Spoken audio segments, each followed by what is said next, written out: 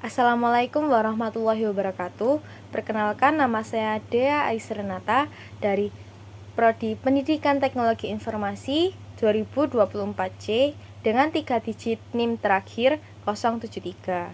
Jadi di sini saya akan mempresentasikan tentang perbedaan pendekatan pembelajaran, strategi pembelajaran, metode pembelajaran, dan juga model pembelajaran, serta jurnal yang saya pilih.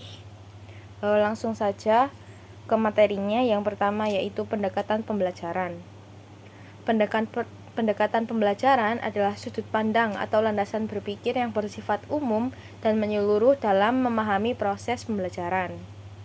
Pendekatan ini mencerminkan filosofi atau teori belajar yang dianut, yang kemudian menjadi dasar dalam merancang strategi, metode, dan model pembelajaran.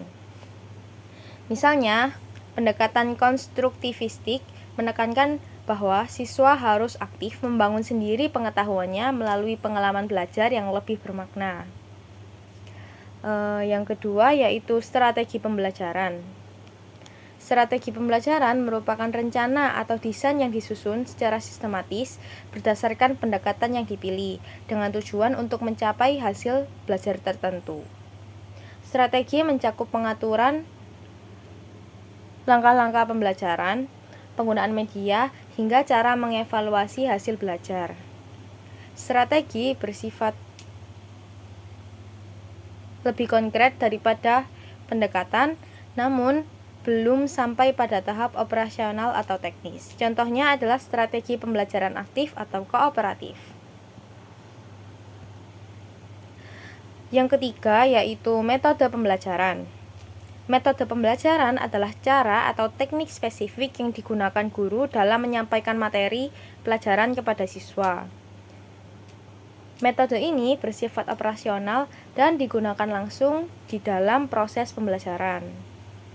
Pemilihan metode biasanya disesuaikan dengan tujuan pembelajaran, karakteristik siswa, dan materi yang diajarkan. Contoh metode pembelajaran antara lain ceramah, diskusi, tanya jawab, dan demonstrasi. Yang keempat atau yang terakhir dalam perbedaan tadi yaitu model pembelajaran. Model pembelajaran merupakan kerangka konseptual yang menggambarkan prosedur secara sistematis dalam mengorganisasi pengalaman belajar untuk mencapai tujuan pembelajaran tertentu. Model ini menggabungkan pendekatan, strategi, dan metode ke dalam suatu sistem yang terstruktur dan bisa dijadikan pedoman oleh guru. Contohnya adalah model problem based learning atau PBL. Yang kedua ada discovery learning, dan yang ketiga ada project based learning. Lalu masuk ke jurnal yang saya pilih, yaitu Applying Individual Strategies Enhances Learning in Asynchronous Learning Paths oleh Sandra Drum dari Unity of Castle Court Waters Strait 3.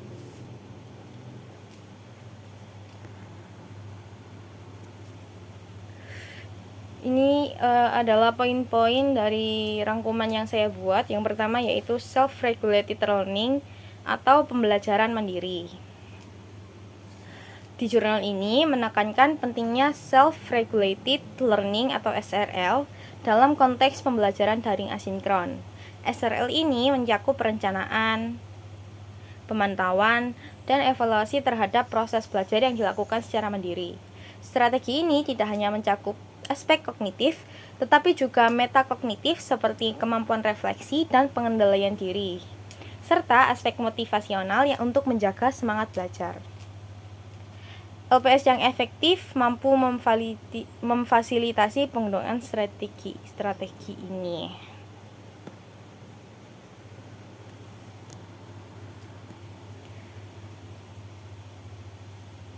Yang kedua yaitu desain learning path yang terstruktur. Struktur yang jelas dalam LPS atau learning path juga berperan penting dalam mendukung strategi pembelajaran yang baik. Fitur-fitur seperti menu pelajaran, indikator kemajuan, dan instruksi yang eksplisit membantu mahasiswa dalam mengorganisasi dan menjadwalkan kegiatan belajarnya. Mahasiswa yang sukses dalam menggunakan learning pad seringkali menetapkan waktu belajar secara rutin dan menyelesaikan satu sesi belajar secara penuh dalam sekali duduk. Yang ketiga yaitu variasi media pembelajaran. Jurnal ini menggarisbawahi pentingnya variasi media pembelajaran untuk menunjang strategi belajar yang beragam. Beberapa mahasiswa lebih nyaman belajar melalui video, sementara yang lain lebih menyukai membaca teks. Dengan menyediakan berbagai jenis media, learning pad memungkinkan mahasiswa memiliki pendekatan yang paling sesuai dengan gaya belajar mereka. Nah, selain itu,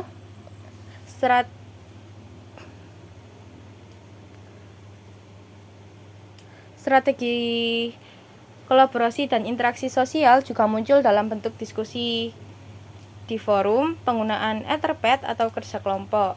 Namun jurnal ini mencatat bahwa tidak semua mahasiswa merasa nyaman dengan strategi ini, terutama jika tidak disertai arahan atau umpan balik dari dosen.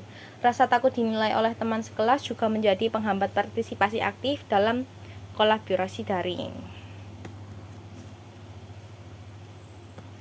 Yang terakhir yaitu strategi belajar efektif. Strategi belajar yang efektif juga diperkuat dengan adanya dukungan dan umpan balik. Mahasiswa merasa lebih termotivasi jika strategi belajar mereka mendapatkan respon, baik berupa komentar dari dosen maupun hasil dari tos otomatis. Umpan balik ini tidak hanya menguatkan pemahaman, tetapi juga meningkatkan kepercayaan diri dalam menghadapi materi. Sebaliknya, mahasiswa yang kurang berhasil dalam menggunakan learning pad cenderung tidak memiliki strategi belajar yang jelas.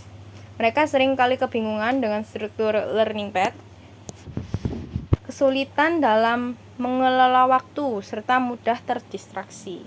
Hal ini menunjukkan bahwa strategi belajar perlu dikembangkan sejak awal agar mahasiswa dapat beradaptasi dengan lingkungan belajar digital yang mandiri. Mungkin itu saja yang bisa saya sampaikan dalam video presentasi kali ini. Sekian dari saya, mohon maaf bila ada salah kata maupun perbuatan. Wassalamualaikum warahmatullahi wabarakatuh.